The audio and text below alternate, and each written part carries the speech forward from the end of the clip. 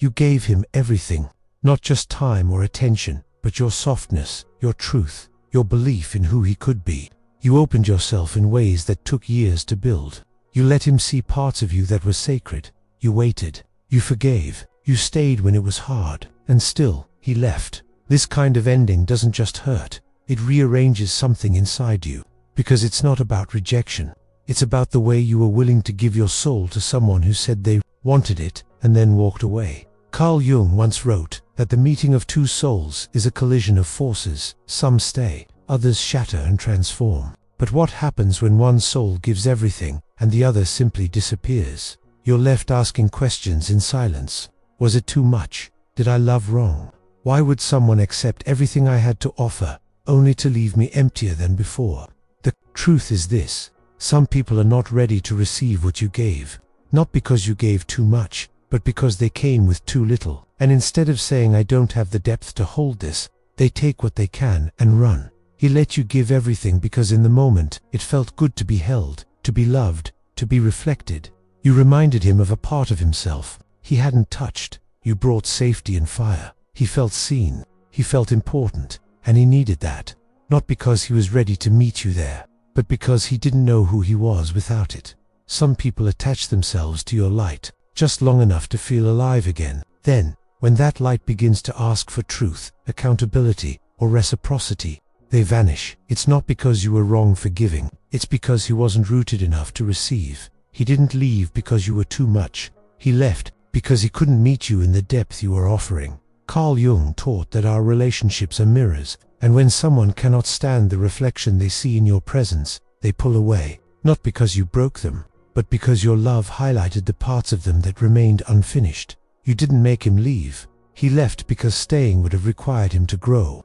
And growth is terrifying for someone who only came looking for comfort. He became home, and he didn't know how to live inside that. He gave everything, and that everything was real. It came from your feminine core, from the part of you that loves without control, that holds space without demanding, that nourishes even when your own hands are shaking.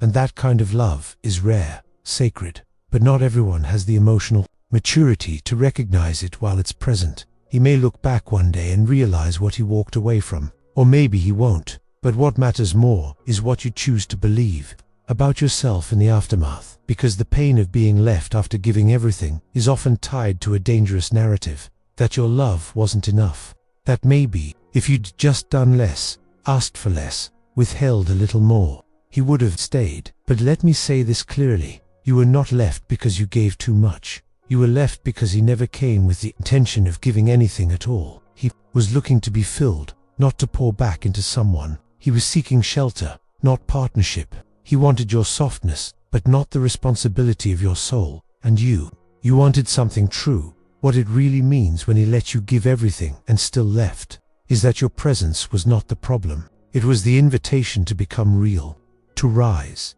to meet you in a space where masks fall away and truth is felt before it's spoken. But that space scared him because it was too honest, too alive, too exposed. You gave love in its most open form. He accepted it because it felt good, but he couldn't hold it because it required him to be someone he wasn't ready to become.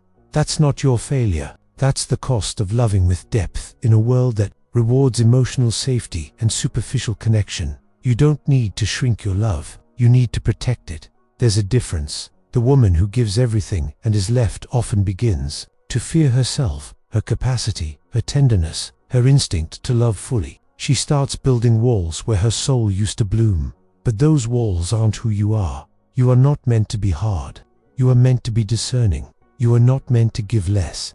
You are meant to give to someone who knows what to do with it. You were left, but not because you were wrong. You were left because you were light in a life that was built in the dark. He let you give everything because in the moment it made him feel whole. But he left because wholeness requires integrity. It demands presence, and presence was never his plan. He came to be healed, not to heal with you. But you thought he was staying. You thought this was the one dot. And now you're left with echoes, questions, silence. So what now? Now you turn toward yourself. You give back everything you gave away. Your time, your softness, your emotional clarity. You call it home, because the woman who gave everything and was left is not broken. She is becoming. becoming the version of herself that no longer asks why he left, but asks why she ever believed her worth depended on someone staying. This is not your ending, it's your threshold. The heartbreak is not the proof that you were wrong to love. It's the fire that reveals how ready you are to be loved in return. Asterisk, and maybe one day, someone will come into your life, not to take, not to lean, not to escape, but to stand with you, to meet you where you are, to see your depth and not flinch, to honor the way you love, not exploit it. That day will come, not because you changed yourself to be less, but because you finally believed that what you give is sacred. And sacred things are not for everyone.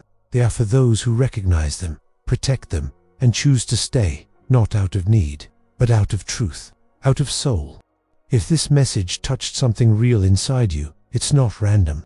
The Jung Method is a powerful way to understand the emotional patterns and unconscious energy shaping your relationships. The link is pinned in the first comment. Now let's go deeper. He left, but not before taking something from you: your time, your hope, your softness. He took the version of you that believed that love alone was enough. And now, you sit in the quiet, wondering why someone would receive something so sacred only to leave it behind. The truth is, he didn't leave you because you weren't enough. He left because he was never ready to face what your love revealed in him.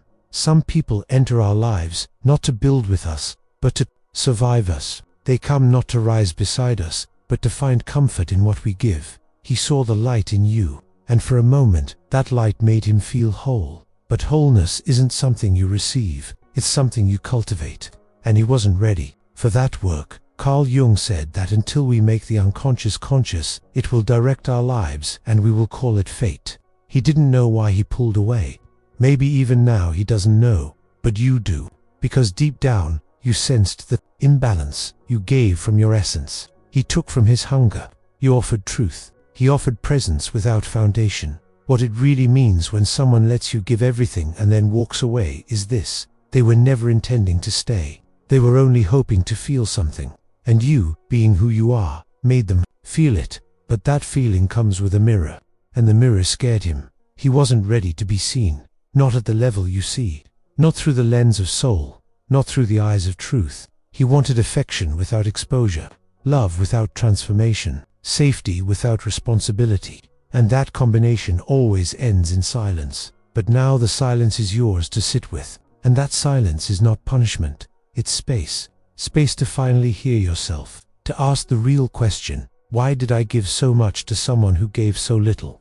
This is not about blaming yourself. It's about waking up. It's about realizing that your love is not the problem. Your depth is not a flaw. Your ability to hold, to nurture, to feel, to stay. None of that was ever too much. The truth is, you were never asking for too much. You were just asking the wrong person. And that realization stings. Because you didn't love him for what he could offer. You loved him for who he were becoming beside you. You believed in his becoming. And he couldn't meet that belief. He didn't betray you because you were weak. He betrayed you because he was never strong enough to match your emotional integrity. That's what your love asked for. Not perfection, but honesty. And honesty requires presence. It requires courage. And above all, it requires that someone is willing to stay when their soul is called out of hiding. He wasn't ready. And now, you are the one left holding the weight of something that was never meant to be carried alone. But there is healing here. Because the fact that you could love with that kind of purity is not your downfall. It is your power. You loved with open hands. You trusted without armor. You gave what you had without games. And that is a rare and sacred strength in a world where people are taught to withhold, to protect, to manipulate. Your love wasn't wasted. It was witnessed, maybe not fully, maybe not with words, but energetically. He will carry that memory. He will remember how it felt to be in your presence. He will remember the peace, the challenge, the expansion, the fire. He may never say it, but he will feel it again and again, especially when the silence of his life grows louder, and you will rise. But this time, wiser. You will still love, but now with discernment. You will still give, but not to prove your worth. You will no longer seek to be chosen, because you will know that you are never meant to beg for a place in someone's heart. You are meant to take up space in your own. This is your returning, your reclamation. Let him go. Let the story go. Let the version of yourself that thought She had to be everything to keep someone stay in the past. You are already enough, and your love deserves to land in hands that are ready to hold it. You're not too much. He was unprepared. You weren't asking for the impossible. You were asking for something sacred. Mutuality, depth, truth, alignment. And if he couldn't give that, then his exit was not a loss. It was a clearing. The woman who gives everything and is left often becomes the woman who no longer gives without reciprocity, not because she becomes bitter, but because she finally understands that her love was never meant to be a lifeline. It was meant to be a partnership. You are not broken because he left. He left because he could not break open with you. That's what you offered.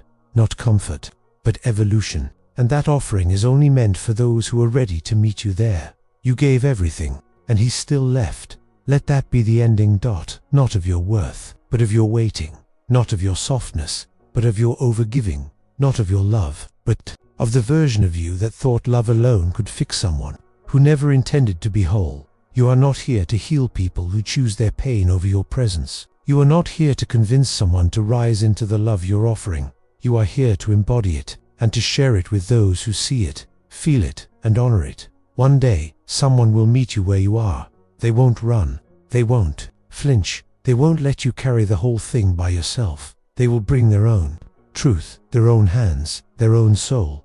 And when that day comes, you won't have to beg to be seen. You won't have to overgive to feel worthy. You'll know that who you are, as you are, is enough. Until then, he'll not to be ready for someone else, but to finally be ready for yourself. Because you gave everything, and now, it's time to give it back to you. And maybe this is what love was always meant to teach you. Not how to hold on, but how to let go with grace. Not how to prove your worth, but how to remember it. You didn't lose because he left. You won because you loved fully. You stood in your truth. You gave without games. And now, the love you once gave him is returning, not through his hands, but through your healing, through your rising, through your silence that no longer aches, but now protects. This is the new beginning, one where your soul no longer begs to be seen. It simply shines.